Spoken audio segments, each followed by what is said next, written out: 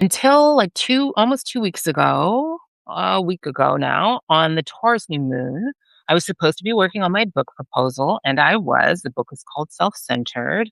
And I had done some really deep, really great work on organizing the seven gates of the underworld by mapping them to the corresponding sort of, mm, how do I want to say that for here? Self silencing, or yeah, self-silencing and other internalized, patriarchal ways of being that are in ourselves, and then mapping those to the corresponding principles of self-centering women that I wanted to teach at each gate on the ascension, right? So it was like kind of a vibe. It was like actually kind of great. And then somewhere in there, I got this very strong inner nudge to go back and read the translation of Inanna's Descent that all the Jungians use, the Walkstein-Kramer translation. And, I found that Inanna's Descent was just one of several stories in their book. So, you know how we do when we have this kind of a brain. I read all 261 pages. And as I read this translation, I was like, this don't seem like Inanna.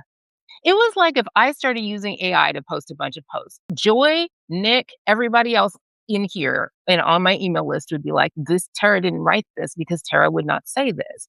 It felt like that. It felt like I was like the goddess.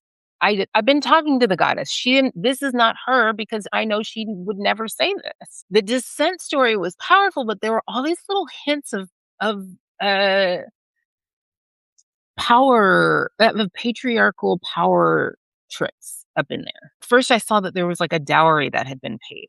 Then I saw that before Inanna's Descent, they told another story where she gets her father, the god of wisdom, drunk, and he gives her a bunch of powers, and then that he's been hoarding, and then she gives them out to all the people, which is like great. Oh yeah, the great matriarchy gives powers to all the people. Yeah, but that means he was the source of her powers.